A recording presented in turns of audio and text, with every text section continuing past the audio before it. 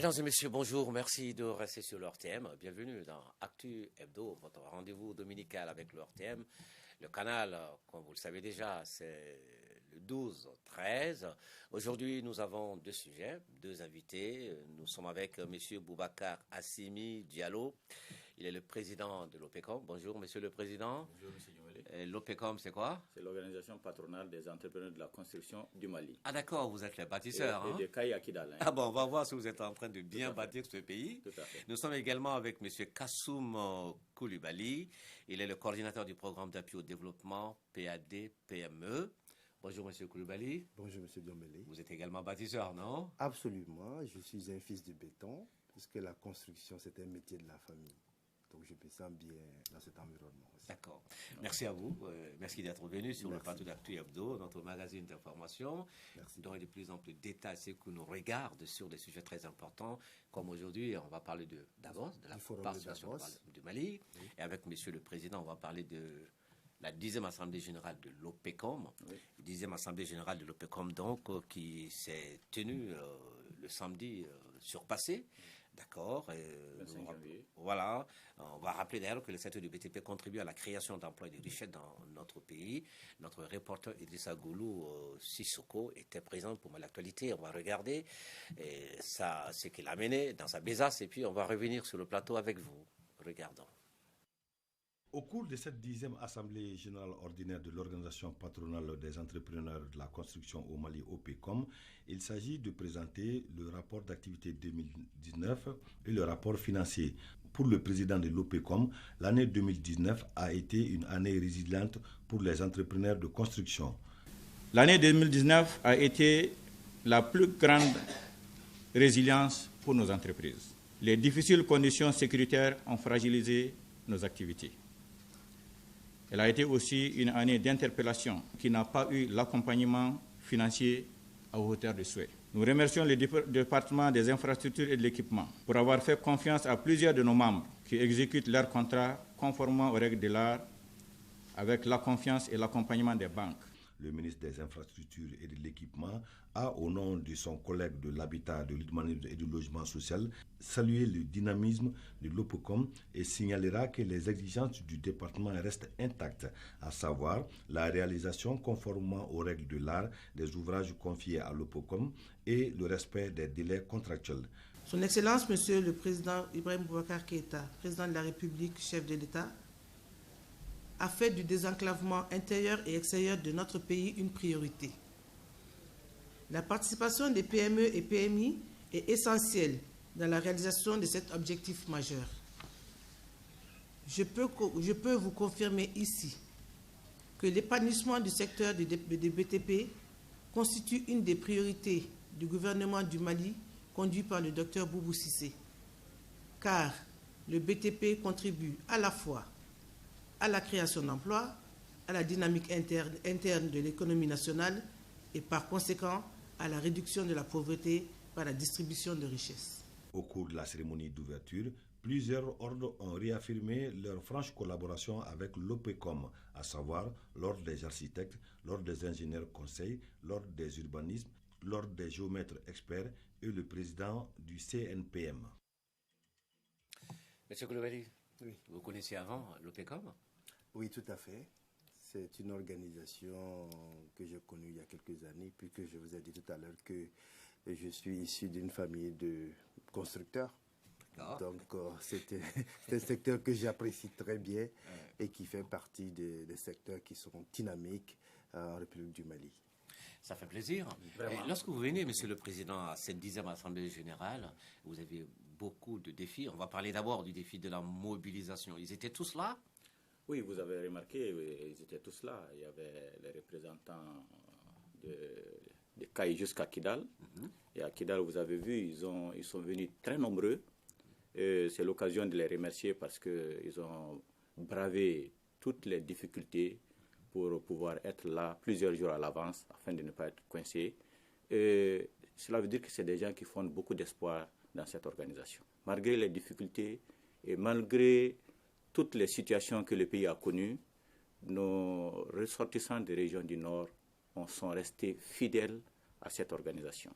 Ils ont toujours contribué Ils se sont toujours présentés quand on a besoin d'eux. Chaque fois qu'il y a des autorités qui se déplacent dans leur localité, c'est des gens qui sont là pour donner leur appui pour que les choses se passent très bien. Parce que nous sommes un secteur privé, nous sommes des BTP, d'accord, mais c'est aussi quelque part la volonté de l'État d'avoir des entreprises pour réaliser un certain service. Nous sommes issus de, je vous dirai plus tard, notre historique, mais tout récemment, ce que tout le monde sait, c'est qu'il y a eu la création de la GTIP Mali pour répondre aux problèmes d'emploi des jeunes.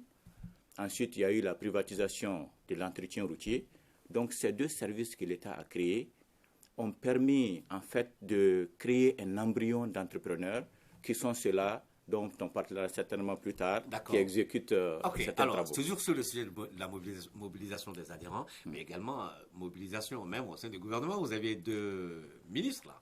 Oui, oui, vraiment, c'est l'occasion de les remercier. C'est des ministres qui connaissent bien le secteur. Ils ont, malgré leur charge, malgré leur temps précieux, vous savez, aujourd'hui, les ministres sont très, très occupés. Ils ont tenu à être là, à participer et à donner les conseils. Parce que, vous savez, chacun de ces départements, nous avons des membres dans les différents conseils d'administration au niveau du ministère des Infrastructures. Cela veut dire que l'État ne nous cache pas ce qu'il fait. Donc, nous avons des opportunités de dire chaque fois ce qu'on a à dire, que ce soit les réunions annuelles, que ce soit les rencontres d'échange lors des journées de la ville avec le ministère de l'Habitat. Donc, nous sommes dans une cohérence avec ces 2 départements. D'accord. Et aussi avec le secteur privé, bien sûr. Oui, bien sûr. La prochaine fois, le secteur privé sera là parce que tout à fait. Il s'agit d'investissement. Oui. D'accord. Alors, rappelez-nous un peu même, un bref historique de l'OPECOM. Vous êtes là, vous êtes une des plus anciennes organisations professionnelles dans le pays. Hein. Tout à fait. Vous êtes là depuis quand? Cette organisation a été créée en 1972. Ça fait déjà une cinquantaine d'années, 48 ans. Voilà, donc siècles de parcours. Pratiquement. Voilà. Donc, c'est l'occasion pour moi ici de remercier mes prédécesseurs, tous ceux qui ont chacun apporté leur pierre pour que notre organisation puisse être là où elle est aujourd'hui. Vous savez, nous sommes des entrepreneurs, on est en compétition les uns contre les autres et on se ressemble aussi, on se rassemble pour résoudre ensemble nos problèmes. Donc, dire qu'on fait 50 ans ensemble et qu'on a vu la masse qu'on a vue l'autre jour, cela veut dire qu'on est prêt à faire la compétition. On a toujours fait la compétition sur des bases saines, ce qui fait qu'on accepte de se regarder les yeux dans les yeux. Ouais, donc, au départ, en fait... L'autre même dans le sport, hein, oui. C'est de la compétition, c'est une compétition. C'est-à-dire qu'on se déteste cordialement. Bon, voilà. Ensuite, je dirais aussi que certains pensent que le secteur n'est pas réglementé. En fait... en 1979, il y a eu une ordonnance du CMLN qui réglementait la profession d'entrepreneur et de tâcheron. Donc la loi 93-065 du 15 septembre 1993 portant réglementation de la profession d'entrepreneur a en fait exclu les tâcherons. On a dit que tout le monde se met en entrepreneur. Et aujourd'hui, avec toutes les difficultés que nous avons, que le pays a, que nous avons tous en fait, parce que quand on parle du secteur privé, c'est l'État et tout, on est ensemble. Donc, même dans le cadre de la paix, il y a la loi de relecture, parce que ça fait une trentaine d'années aussi que l'ordonnance, la loi 93 n'a pas été relue, donc elle sera relue très prochainement. Et nous allons demander, pour accompagner les DDR, de réintroduire en fait ce tâcheronat. Ça permet d'éviter que toutes les entreprises compétissent. On va insister à ce qu'il y ait les compétitions par catégorie, telle catégorie d'entreprise pour se missionner pour tel type de marché. D'accord. Alors, lorsque vous naissiez en 72, c'était dans un contexte particulier, ce n'est pas pareil, 50 après. Oui, ce n'est pas pareil. Quels ont été les grands changements, les grandes mutations de votre organisation? Oui. On sait qu'à un certain moment, vous avez changé de nom, c'était Sinabat, non? Oui, maintenant, tout à fait. C'est OPECOM. Oui. Est-ce que c'est seulement un changement de nom ou... Voilà, c'est un changement de nom, c'est pour rester efficace, parce que le problème, c'est qu'il y avait une confusion entre le Sinabat et une autre organisation qui est Sinabat, au-delà du changement de nom, qu'est-ce qui a changé? Qu'est-ce qui a changé? Vous savez, d'abord, il y a le fait que tous les adhérents, tout le monde adhère à l'esprit. D'abord, avant, on était un peu éparpillés, même s'il y avait un noyau qui faisait tout le travail. Mais on se regroupe. on participe à la formation. Les objectifs de cette organisation, c'est d'appuyer les membres, d'améliorer la qualité des ressources humaines, ce que nous faisons régulièrement à travers l'Institut national de formation pour les bâtiments et les travaux publics, l'autorité de régulation des marchés et des délégations des services publics, et aussi le FAFPA. Donc il y a quelque chose qui a changé parce qu'on ne peut pas avoir des entreprises de qualité si on n'a pas des ressources humaines. Et ces formations, c'est pour sécuriser les ouvrages publics. Si vous mettez des gens qui ne savent rien faire pour conduire des travaux importants, alors c'est un danger public. Alors quel est le rôle qui vous est dévolu? Parce que vous êtes nombreux avec beaucoup de partenaires, vous avez les ingénieurs conseils. C'est quoi exactement votre rôle? D'abord, nous exécutons. C'est-à-dire, même cette loi qui est en relecture, c'est pour la rendre beaucoup plus compréhensible pour tout le monde. La loi 93-0105, qui est en relecture, c'est pour mieux tracer, c'est pour mieux dessiner les frontières entre les différents intervenants. Un ingénieur qui est entrepreneur, dès l'instant qu'il est exécutant, qu'il exécute, il ne peut plus faire le rôle de l'ingénieur conseil. Alors, on va l'ingénieur conseil ne va pas faire l'architecte, etc. On n'a pas beaucoup de temps. Vous avez dit que vous êtes chargé de la construction. L'ingénieur conseil s'occupe de quoi? Le tâcheron s'occupe de quoi? Dites-nous. Voilà. Le tâcheron, d'abord, il n'existe plus. Donc, on ne va pas perdre notre temps. On dira aux autorités. Mais il faisait quoi? Qui a récupéré sa place? Le tâcheron, c'est-à-dire, le problème, pourquoi on a éliminé le tâcheron? Les tâcherons voulaient des marchés importants. Leur seuil était limité à 10 millions, donc ils ne voulaient plus 10 millions. Donc on a dit, bon, puisque vous ne voulez plus 10 millions, alors compétissez comme tout le monde pour des marchés beaucoup plus importants. Donc maintenant, aujourd'hui, on sait qu'il y a des gens qui ont besoin des marchés de moins que 10 millions. Absolument. Donc voilà l'intérêt de créer ce... D'accord, et les autres? Bon, les autres, aujourd'hui, Nous avons les architectes, nous avons les ingénieurs conseils, nous avons les ingénieurs. Oui, les ingénieurs conseils, ils ont des ordres, c'est des ordres, c'est des ordres professionnels. Il y a les géomètres experts aussi, il y a les urbanistes. Chacun, comme son nom l'indique, et une loi, c'est des établissements publics professionnels qui sont aussi des accompagnants de l'État pour que le secteur soit mieux maîtrisé. En fait, ce qui fait la différence, c'est l'appellation. Mais chacun a un rôle. C'est-à-dire l'architecte ne peut pas faire le rôle de l'ingénieur conseil, mais tous, et les géomètres, et les urbanistes, et les ingénieurs conseils, et nous les entrepreneurs, tout le monde se retrouve autour des BTP. C'est ça qui est important. Il y a des glissements, souvent. Oui, c'est pour ça que aujourd'hui, nous, avec l'ensemble du secteur, que ce soit la PIM dont je n'avais pas parlé au départ, avec les ordres et nous avons créé un réseau des BTP. Donc c'est pour faciliter la coordination à l'État. C'est-à-dire, nous-mêmes, nous allons contribuer à dessiner les frontières. Donc, c'est pour faciliter le rôle de l'État afin qu'il n'y ait pas trop de compétition. Alors, vous êtes combien aujourd'hui, les constructeurs au Mali? Bon, on est aux environs de 2500. Vous savez, à Kidal seulement, on a plus de 300 entreprises. Hein. Ah bon? Donc, essayez de voir un peu le nombre d'entreprises qu'on a. Bon, ensuite, je ne peux pas vous dire que chaque jour, on va augmenter. Il y en a qui meurent, il y en a qui sont nouvellement créés et tout. Mais aujourd'hui, nous avons commencé un recensement de nos adhérents pour qu'on sache exactement on est combien. D'accord. Donc, je crois que lors de notre réunion, notre assemblée générale, on vous a montré des cartes qui sont numérotées. Nous avons même des spécimens ici qu'on va montrer. Voilà, donc... ce que nous regardons. Voilà, d'accord. Les spécimens de cartes de membres. Voilà. Alors, quelles sont les conditions qu'il faut réunir pour avoir accès à cette carte? Donc d'abord, il faut être entrepreneur. Et on est entrepreneur à partir de la loi 93-065 qui définit qu'est-ce qu'un entrepreneur de telle catégorie ou telle autre catégorie doit fournir en matière de personnel, de matériel, etc. Cela veut dire qu'un maçon ou quelqu'un qui fait des activités parallèles, un maçon ne peut pas être membre de notre organisation en tant que maçon. Mais si la loi le permet de créer une entreprise, parce que la différence entre nous et les ordres, c'est que les ordres, par exemple, l'ordre des ingénieurs conseils, il faut absolument être un ingénieur.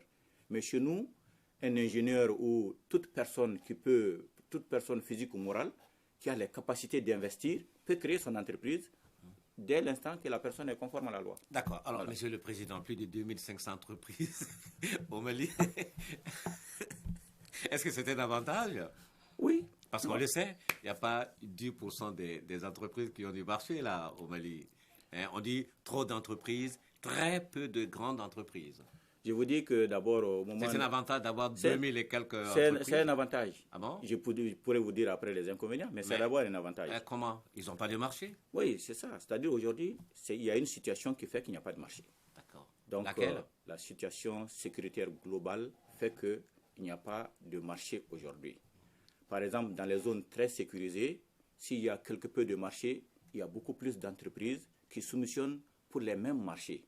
Donc, les entreprises ne s'enrichissent plus du fait qu'il y a la concurrence dans certaines zones. Et ensuite, dans les zones non suffisamment sécurisées, l'État perd de l'argent. Parce que ceux qui prennent en eux la responsabilité de soumissionner font quelque part aussi la surenchère, même si c'est des gens qui n'arriveront pas à les réaliser. Donc, nous avons tous intérêt à ce que ce pays soit vraiment un pays en paix, pour que l'État puisse économiser, parce que si l'État n'économise pas, c'est nous qui perdons de l'argent, parce que les contribuables, c'est nous. Alors, je reviens un peu sur le cas de vos adhérents de Kidal. Vous avez dit qu'il y en a quelques 300 entreprises, mais qui font quoi? Bon, quand vous les écoutez, qu'est-ce qu'ils vous disent, vos adhérents Effectivement, nous les écoutons et nous sommes toujours, je suis sûr et certain qu'ils sont en train de savoir si je parle à leur nom ou pas aujourd'hui. Et qu'est-ce qu'ils vous disent? Et aujourd'hui, ils ont besoin... nous avons eu à rencontrer le gouverneur de Kidal à un moment donné, notre organisation, pour dire que nous sommes en contact avec nos adhérents et nos adhérents dans leur localité. Donc le gouverneur de Kidal nous a rendu visite dans nos locaux, dans les locaux de l'OPECOM. On a discuté de la réalité. Et qu'est-ce qui en est sorti de cette rencontre? C'est qu'aujourd'hui, ce sont les entrepreneurs de Kidal veulent travailler. Donc, il s'agit d'avoir du travail. Pour faire la paix, c'est-à-dire que c'est le travail, c'est l'activité d'entreprise qui va accompagner la paix. C'est pour ça que quelque part, la question des tâcheronnats et tout, on va y revenir. On va essayer d'avoir les arguments pour convaincre... Oui, nous avons aussi entendu, les journalistes nous ont fait un peu le tour, que ce soit à Kidal, Tombouctou, la région du Nord d'une façon générale. Ils disent, oui, il y a du travail, mais... c'est ceux qui commandent du travail, qui commettent également des entreprises à leur propre niveau. Bon, tout ça... C'est vrai ou pas? Bon, je ne peux pas dire que c'est vrai, mais dans tous les cas, si c'est vrai, ça finira par s'arrêter obligatoirement. Mais votre organisation est là justement pour recadrer des situations comme ça. Vous savez, dans des zones où chacun pense qu'il peut faire ce qu'il veut, c'est assez difficile de dire, voilà, je vous demande de faire ça. Il y a un peu de pédagogie et il faut tenir compte aussi de la réalité. C'est-à-dire, on vient de loin et j'ai beaucoup d'espoir dans cette année. Donc, c'est pour ça que je n'aime pas trop me focaliser sur l'insécurité. Je pense qu'il faut avoir de l'espoir. Alors, s'il n'y a pas de marché sur le plan national, mais pourquoi vous n'allez pas à la conquête de l'espace communautaire? Bon, il y a des marchés sur le plan national en réalité. Il y a beaucoup de marchés. Vous savez, il y a... alors, pas en nombre suffisant? Non, il y a des marchés en nombre suffisant. Vous n'avez pas besoin d'aller à la conquête du marché communautaire de la Pour les marchés communautaires, d'abord, je reviens sur ça. Je ne vais pas élucider, je ne vais pas mettre la question de côté. Vous savez, on est dans un espace. On ne peut plus parler du Mali, c'est beaucoup de pays. On est tous un seul pays aujourd'hui, même si on voit que ce que les uns et les autres font comme effort pour qu'on soit nous-mêmes. Donc, certains pays, le Mali vraiment respecte les règles communautaires. Donc, pour pouvoir investir ailleurs, il y a beaucoup de conditions. Oui, les autres ne respectent pas. Bon, il faut avoir un point focal, quelque part comme ça, il faut s'associer avec une autre entreprise. C'est pour ça que même... Mais exigeons la même chose, non? Oui, nous exigeons la même chose. Les Maliens ne peuvent pas aller construire comme ils veulent ailleurs, mais les autres le font. Oui, c'est une question de compétitivité des entreprises. Lorsque vous avez certaines critiques de compétitivité, une entreprise malienne est capable d'aller sur des marchés sous-régionaux, africains, voire internationaux. Je pense que comme il a parlé de certains bureaux d'études, il y a des bureaux d'études d'ingénieurs conseils ici qui font des travaux en Afrique de l'Ouest, en Afrique centrale, un peu partout. Donc je pense que c'est une question de compétitivité des entreprises et je pense que, comme il a dit, leur organisation travaille aussi sur ce chantier de la compétitivité des entreprises pour que nous puissions, de préférence nationale, nos entreprises déjà puissent satisfaire le marché local et aussi avoir la capacité d'attaquer les marchés extérieurs. D'accord. Vous êtes suffisamment compétitif? Oui, nous sommes compétitifs. Regardez ce que nous avons réalisé il y a quelques années. Et vous avez vu tout récemment, le président de la République a inauguré un échangeur assez goût. Oui, on allait en venir d'ailleurs. Oui, c'est fait par des entreprises. Quelques exemples concrets, précis, il y en a qui beaucoup, sortent de la compétence des constructeurs maliens. Il y a énormément de travaux. Si je les cite, je vais oublier certaines Donne-nous entreprises. 2 ou 3 bon, des références. D'abord, si je suis sur le plateau, je dois dire ce que moi-même j'ai eu à faire quelque part. Absolument, allez-y. Voilà, donc il y a d'abord... On n'est pas président de constructeur pour rien. Depuis 1996 alors au moins, j'ai eu à réaliser les 8 km de Sébenikoro-Samanko jusqu'au pont de Samanko là-bas. Donc en 1996, il n'y avait pas beaucoup d'entreprises qui pouvaient faire 8 km de route revêtue. Bon, ensuite, il y a ce que les gens puissent connaître un peu à côté. Si on prend en 1994, il y a la route de Djolibou-Djouzou-Manzana, le tronçon qui s'arrête devant le lycée Philidabo. Bon, après plus de 20 ans, il est intact, il est quasiment intact. C'est pour ça que moi, ensuite, on a fait un groupement, le tronçon de la route Koro frontière du Burkina Faso qui fait 30 km en groupement avec l'entreprise EGK. On a réalisé à Nenna. Pendant qu'une entreprise étrangère a fait une dizaine d'années sur le tronçon de 90 km. Nous sommes performants ou pas? Vous l'êtes. Sans compter tout ce que les uns et les autres, les BCMCG, les EGK, etc. Et parmi nos entreprises, il n'y a pas que les entreprises, il y a les entreprises de droit maliennes, les COVEC, Somafrec, etc. Satom font partie de nos membres. Donc nous faisons beaucoup de choses. Ceux qui sont avec nous, nous ne les excluons pas. Nous voulons juste que ceux qui ont plus de moyens accompagnent les autres, tels que nous attendons à ceux que, par exemple, les grandes entreprises telles que Satom et autres là, ce pas les entreprises maliennes qui sont nos membres, fassent le même accompagnement que COVEC a eu à le faire, par exemple. Par exemple, toutes les entreprises qui sont dans le domaine routier aujourd'hui ont été accompagnées par COVEC avec la volonté de l'État. C'est l'État qui les a demandé, en fait, de voir comment accompagner ces entreprises. Et nous, quand nous sommes une volonté, c'est pour ça que je vous dis que nous sommes une volonté de l'État. Aujourd'hui, il y a énormément de travaux qu'on peut réaliser. Et pour revenir au niveau des investissements... L'échangeur de Ségou, c'est malien? C'est malien, bien sûr. C'est qu'on est en train de faire à Sékasso, c'est malien? Oui, bien sûr. La route de la Guinée, Mali-Guinée, c'est... Voilà, c'est-à-dire, c'est pour, quand on le dit, on sait déjà qui a fait quoi. C'est pour ne pas... Non, moi, je veux savoir, est-ce que c'est malien? C'est malien. D'accord. Voilà. Donc, nous sommes... c'est pour ça que, vous savez, si vous avez remarqué, mon assemblée générale, c'est pratiquement comme les trucs de Davos là, où les grands hommes d'affaires essaient de s'approprier des politiques pour réaliser leurs objectifs. Globalement, c'est comme ça qu'il faut le dire. Nous avons fait venir aussi les autorités publiques pour leur dire, voilà ce que nous attendons. Par exemple, que nos entreprises soient accompagnées, et ça fait un certain nombre d'années que nos entreprises ne travaillent pas. Il va falloir regarder nos chiffres d'affaires et autres pour que nos entreprises... Alors, Monsieur le Président, puisque ça serait dit, comme Paul Chagrin, l'heure qui vous est affecté, et le gros problème, on le sait, le nerf de la guerre, le financement, les banques ne viennent pas. Pourquoi on ne vous finance pas? Pourquoi les banques sont si frileuses vis-à-vis des constructeurs? Les banques ne nous financent pas, mais pourtant c'est nous qui finançons les banques. Vous avez de l'argent alors? Oui, nous avons de l'argent parce qu'elles ne souffrent pas se servent de nos chiffres d'affaires pour se faire approvisionner. Donc, et puis aujourd'hui, nous faisons des travaux avec l'accompagnement des banques. Même quand nous ne sommes pas payés, la banque elle cherche à se faire payer. Donc, vous voyez, et le problème aujourd'hui, c'est qu'il faut que les banques fassent confiance aux entreprises maliennes. Il faut que les banques nous fassent confiance. Il faut que le secteur privé fasse confiance aux acteurs privés. Le gouvernement, le 15 février 2019... Mais la confiance ne peut pas venir de rien aussi. Nous avons montré tout ce qu'on a montré. En fait, ils peuvent ne pas faire... Dans le lot, il y en a qui ont des problèmes. Il y a beaucoup aussi qui n'ont pas de problèmes. Au lieu de se focaliser sur ceux qui ont des problèmes, pourquoi ne pas se focaliser sur ceux qui réussissent? C'est ça le problème. Il ne faut pas qu'on dise, voilà, ils travaillent mal, ou etc. Non, c'est pas ça. Il y a des entreprises qui sont là, organisées, et qui font la richesse des banques. Alors, il n'y a pas que les banques, il y a d'autres structures de financement, d'autres mécanismes, non? Oui, il y a d'autres mécanismes de financement, tels que les partenariats publics-privés. Oui, c'est ce que nous avons remarqué d'ailleurs. Quand vous parlez de partenariat public-privé, PPP, on a vu que dans certains domaines, ça marche beaucoup, mais dans le domaine de la construction, ce n'est pas très visible, hein, Monsieur Koulibaly. Oui.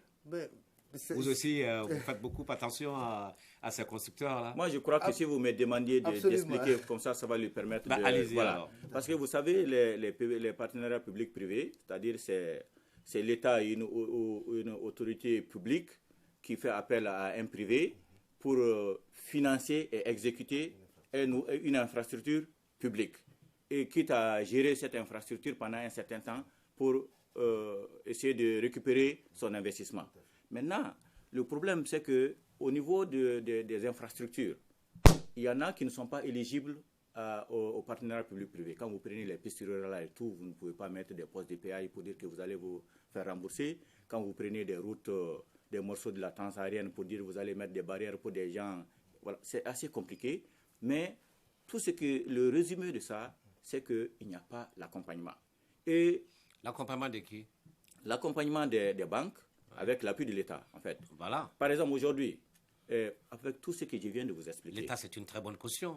L'État, c'est quelque chose... sans l'État, on n'existe pas. Ouais. C'est-à-dire qu'il n'y a pas quelque chose, il n'y a pas un outil qu'on peut mettre à la place de l'État et dire qu'on existe. À la place, si on enlève l'État, on met le désordre à la place. Ouais. Et nous ne sommes pas là pour le désordre. Donc, quand je vous ai expliqué ce qu'un certain nombre d'entrepreneurs peuvent faire, et le fait aussi qu'on n'a pas les accompagnements nécessaires, tant que le secteur privé et tous ceux qui sont dans le domaine économique ne s'investissent pas, nous allons perdre de l'argent. Par exemple, prenons le cas du tronçon Sévaré-Boré, qui est un des tronçons de la transaérienne.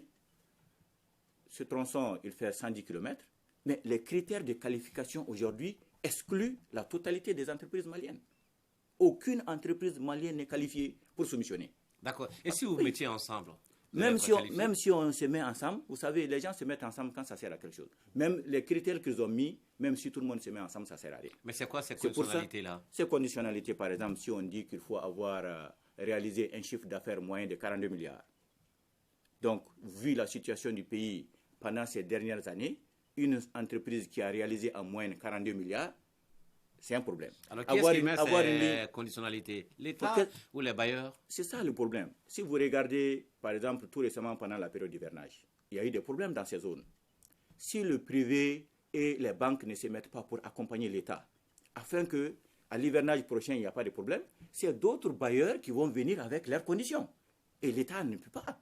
Si vous n'avez pas une alternative, par exemple, nous savons très bien... Soyons concrets. Oui. Si on enlève ces conditionnalités, est-ce que vous êtes en mesure de réaliser ces travaux? Je crois que si on nous entend demain, on va me réviser. Si le bailleur de fonds, ce n'est pas l'État qui pose problème. Hein. Oui. C'est le bailleur de fonds qui a ses conditions. Oui. Et c'est à prendre ou à laisser. D'accord. Maintenant, si vous avez vos difficultés, il vous appartient d'apprécier votre propre situation pour dire alors, je prends le risque d'accepter. Nous aussi, nous disons notre part, notre part à dire sur le sujet. Effectivement, si c'est les 110 km, on avait fait en 40 km et en 70 km, c'est sûr et certain que ça sera à la portée. Et encore que ça va être, si toutes les entreprises maliennes sont exclues, ça va être extrêmement cher. Et qui va payer? C'est vous, vos enfants et vos petits-enfants. D'accord. Mais il n'y a même pas de volet dans cet ouvrage qu'on peut vous confier? Bon, ça c'est à leur volonté. Parce que ce qui se passe, parce qu'aujourd'hui... Donc vous n'avez aucun mot à dire? C'est comme ça, vous êtes exclu. Tel que nous avons on accepte comme tel. Hein, d'abord, nous, un certain nombre d'entrepreneurs qui ont la capacité de réaliser de tels ouvrages. Donc, on a acheté ou consulté le dossier d'appel d'offres. Et on a regardé quels sont les critères. Si vous êtes éliminé déjà dans les critères, vous ne pouvez pas faire du faux pour aller soumissionner pendant que vous ne gagnez pas. D'accord. Par contre, c'est l'État qui perd de l'argent chaque fois que ses propres ressources humaines, parce que nous sommes une fabrication de l'État en fait. Si nous n'arrivons pas à faire économiser l'État, c'est l'État qui perd. Si l'État est dans une situation telle que, si elle veut vraiment économiser et qu'il n'y a personne qui accompagne, ça pose aussi un problème. On est dans des grands ensembles aujourd'hui où je dis, mais personne ne crée rien, tout est déjà là, mais on regarde un peu comment ça se passe de l'autre côté, on fait du benchmark, comme on le dit, on l'implémente pour que ça épouse les contours de nos réalités. C'est vrai qu'on est dans des ensembles, mais chacun a son agenda domestique. Oui. Est-ce que vous avez regardé un peu ailleurs comment ça se passe quand il y a des projets dans le genre? Vous savez, vous vous inspirez de ça? Vous savez, nous on regarde. Est-ce que ça se passe comme ça exactement chez les autres? Je ne peux pas dire que ça se passe comme ça exactement comme chez les autres, mais chacun doit tenir compte de sa réalité. Aujourd'hui, la réalité du Mali est telle que ce que nous avons connu comme difficulté, aucun autre de nos voisins n'a connu ces mêmes difficultés. Par conséquent, il faut des décisions conséquentes pour que... Parce que si nos entreprises disparaissent, qui est le plus grand perdant? C'est l'État, en fait. Absolument. Voilà. D'accord. Je pense que ce que vous abordez est fondamental. Je pense qu'au sein du département de l'investissement privé, des PME, de l'entrepreneuriat national, il y a un chantier dans l'organisation des concertations État-secteur privé.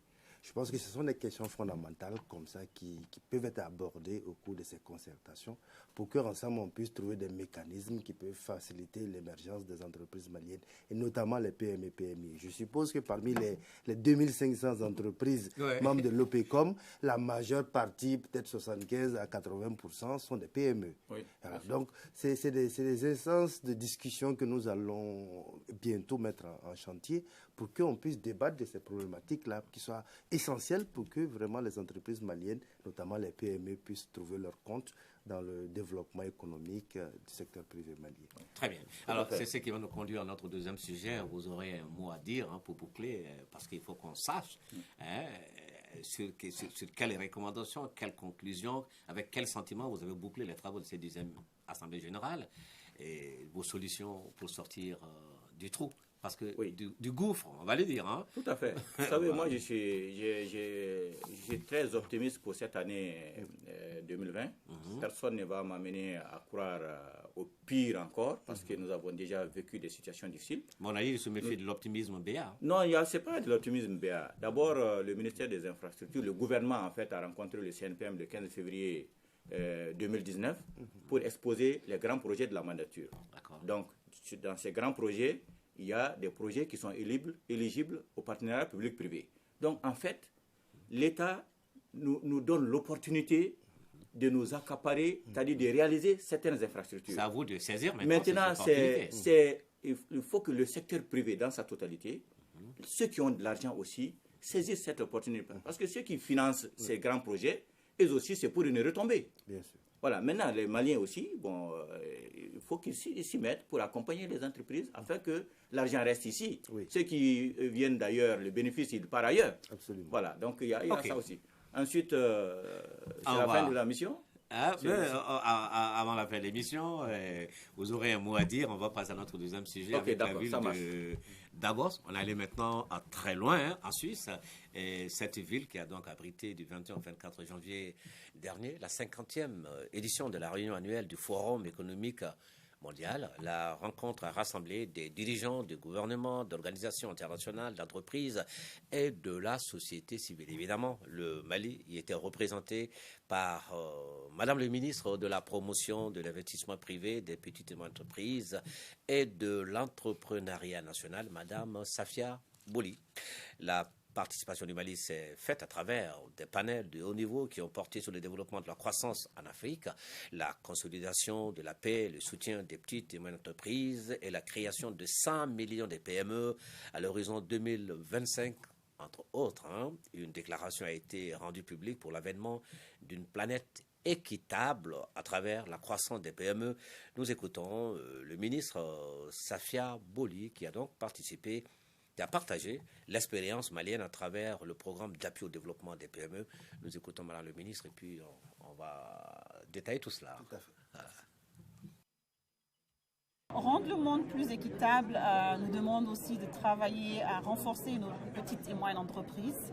Au Mali, nous avons 65% de la population qui a moins de 35 ans.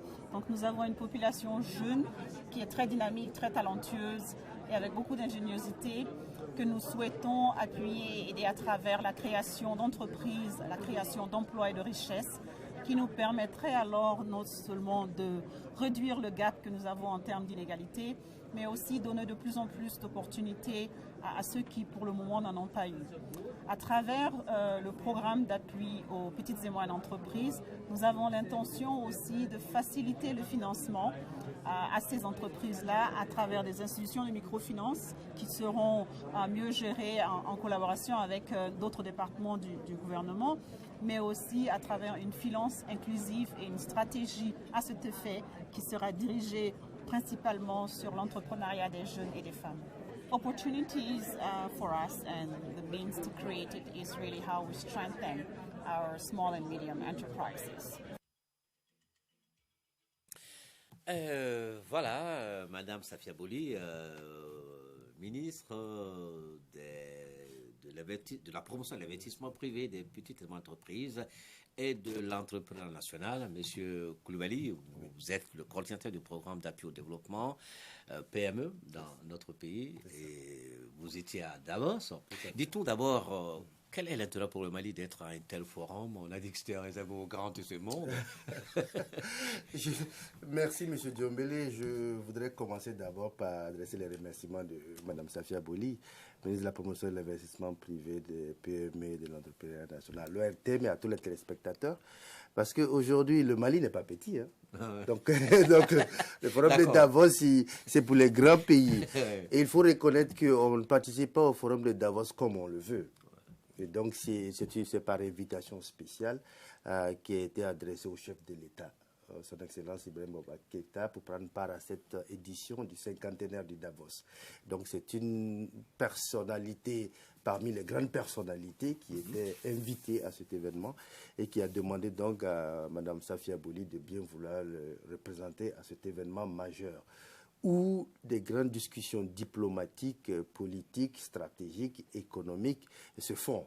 Et que le Mali est un pays, un grand pays de la sous-région sahélienne, de l'Afrique de l'Ouest de l'Afrique, devait être présent. Je pense que nous avons, le ministre Safia Boly a valablement représenté le chef de l'État à ce sommet de haut niveau. D'accord. Alors vous avez raison quand vous disiez tantôt que le business, il faut que ça soit accompagné, il faut que ça soit appuyé par les business et politique. Il faut qu'il y ait un point d'articulation très harmonieux. Alors, en termes de retombées, on va aller rapidement maintenant parce qu'on n'a plus beaucoup de temps. Merci. Et que peut-on retenir de Davos 2020 ? Ce que nous pouvons retenir de Davos 2020, je pense que sous le leadership de la ministre Safia Boly, il y a eu des rencontres de très haut niveau.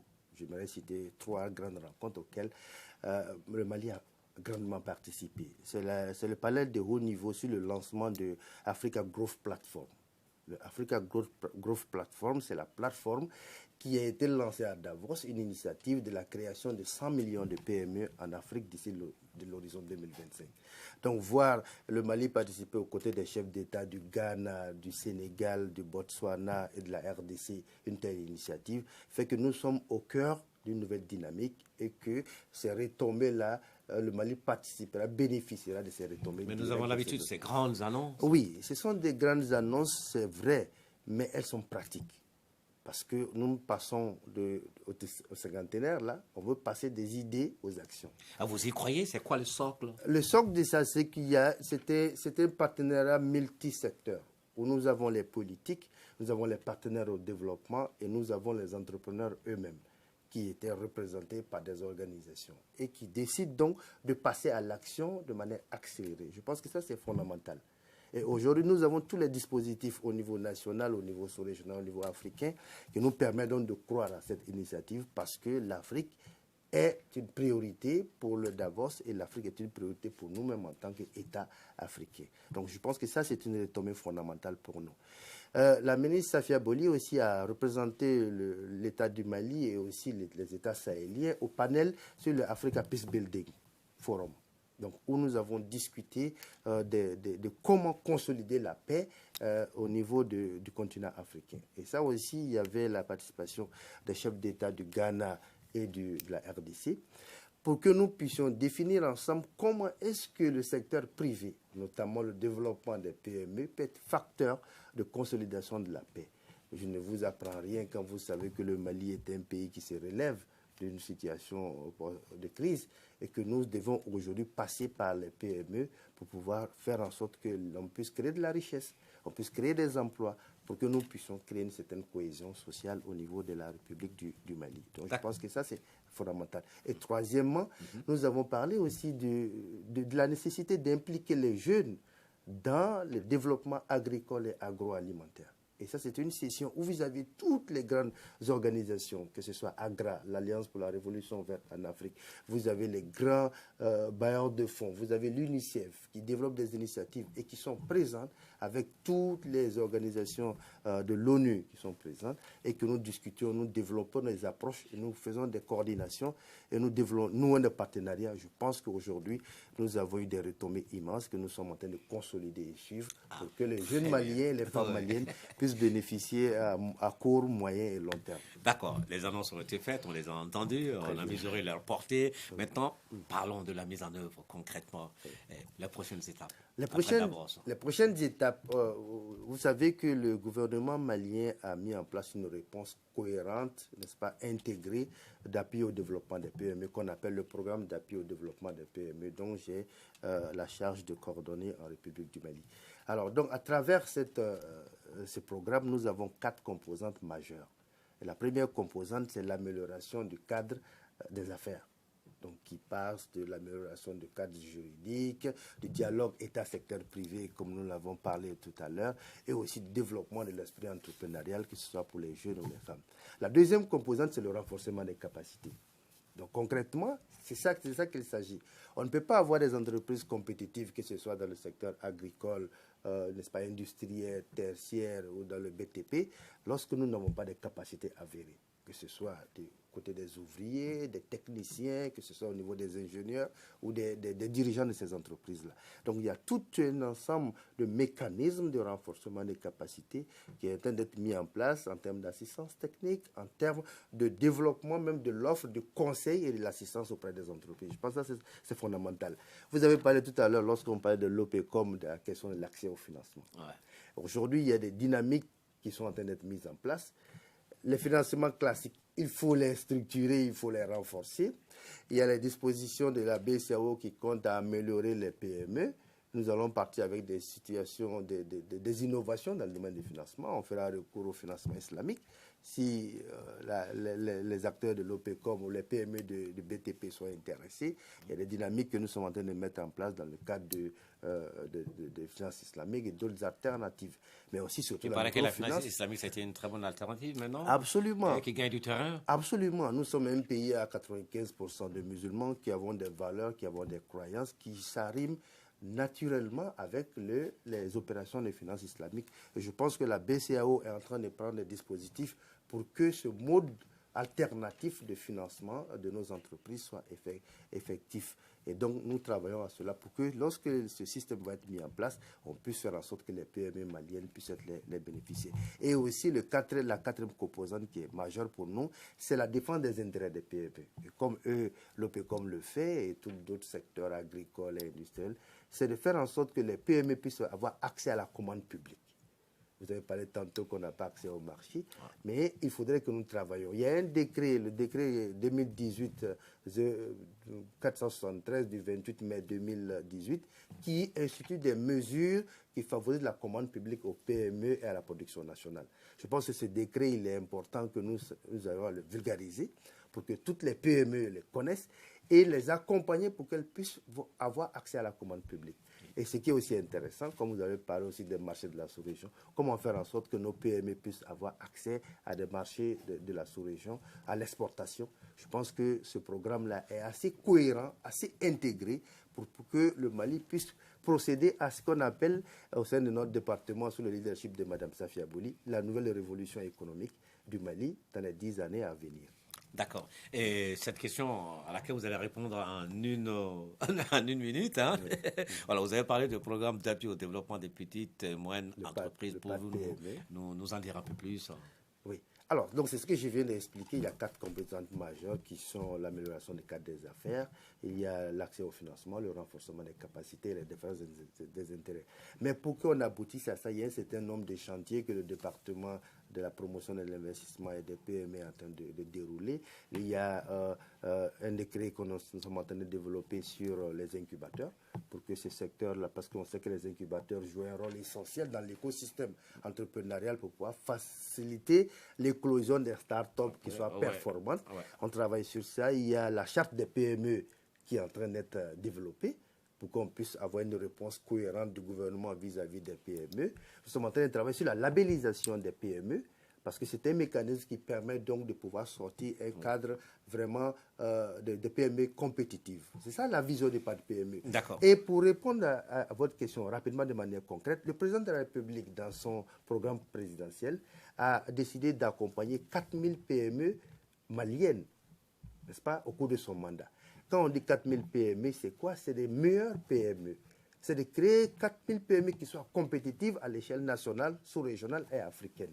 Et le PAD PME, dans son plan de travail, s'évertuera à faire en sorte que ces 4000 PME-là soient bien sélectionnées, renforcées, accompagnées pour qu'elles puissent vraiment jouer ce moteur-là de création de richesses et d'emplois pour la République du Mali. D'accord. Vous avez eu des réponses à certaines de vos préoccupations à travers ces explications de M. Coulibaly. Oui, tout à fait. Je me dis que c'est par hasard qu'on s'est retrouvés ensemble sans savoir au départ. En fait, on allait être sur le même plateau, ça tombe bien. En tout cas, nous allons maintenir le contact entre nous. Donc, nous sommes des privés, vous êtes le département qui gère le secteur privé.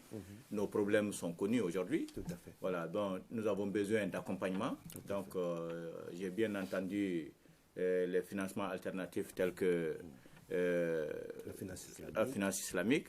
Donc, voilà, le capital risque, les fonds d'investissement. Donc, ce qu'il y a, c'est que nous allons vraiment, c'est un témoignage important pour les entrepreneurs qui savent directement qu'il y a une opportunité à saisir, et nous n'allons pas lâcher cette opportunité. Parce qu'aujourd'hui, c'est le plus gros risque qu'on a, c'est qu'on a des difficultés d'accompagnement. Et les entreprises sont sur le point de vraiment disparaître si jamais il n'y a pas l'accompagnement conséquent. Je crois qu'il faut carrément dire la vérité pour que ce soit les entrepreneurs eux-mêmes, que ce soit les pouvoirs publics, sachent les risques que nous avons aujourd'hui pour nos entreprises. C'est l'État qui risque de perdre de l'argent si nos entreprises ne sont pas dans les conditions telles qu'elles peuvent bien travailler. Voilà ce qu'il y a. Donc, ça fait plaisir, le dispositif est déjà là. Oui. Il va être fonctionnel, je l'espère, très bientôt. Oui. D'accord. Mais entre-temps, pour conclure avec vous, Monsieur le Président, la fin de la 10e Assemblée Générale de l'OPECOM, c'est sur quel temps? Est-ce que vous avez bouclé ces travaux? C'est l'espoir qui est là ou c'est l'inquiétude? C'est le désespoir qui est là encore? Non, c'est l'espoir. C'est-à-dire, vous savez, même en tant que, comme tout court, vous savez, ce n'est pas dans les facilités qu'on peut savoir la capacité d'une personne. Vous avez dit que l'année 2020, c'est une année de réussite. Voilà, c'est dans ces difficultés. De tous les défis, comment vous comptez les relever? Je suis en train de vous expliquer que si tout est facile, ce n'est pas la peine. D'accord. Que c'est dans les difficultés qu'il faut s'en sortir. C'est quand on s'en sort des difficultés qu'on sait qu'il y a. Donc nous sommes engagés à travailler avec le pouvoir public qui connaît nos difficultés pour qu'ensemble, avec le secteur privé, avec le ministère de la promotion de l'investissement privé, avec tout ce qui vient d'être annoncé, pour qu'ensemble, on puisse protéger le Mali. Parce qu'il ne s'agit pas de protéger les entreprises maliennes, il s'agit de protéger l'économie malienne. Bon, et l'espoir aussi, c'est qu'il y a eu beaucoup de dialogue cette année. Et la deuxième partie de notre dialogue va se passer avec les services des impôts. Nous ne considérons pas les impôts comme un service de répression, parce que nous savons que le jour où il n'y aura plus de contribuables, il n'y aura plus d'impôts. Donc nous les avons invités. Des bons contribuables? Des bons contribuables, ouais. Parce qu'aujourd'hui, les problèmes, certains de nos problèmes, c'est que c'est les honnêtes qui ont des difficultés. C'est-à-dire ceux qui sont régulièrement, ceux qui sont déclarés aux impôts, c'est ceux-là qui ont des problèmes avec les impôts. Mais l'informel qui est là, qui fait des milliards, n'a pas de problème. Donc c'est pour ça que nous voulons encore, en plus de l'espoir que nous avons, nous allons cette année être très présents devant les services des impôts pour leur expliquer que nous sommes ensemble. Et très regardants également sur ceux qui font votre travail à votre place. C'est-à-dire la fraude et tout, le reste.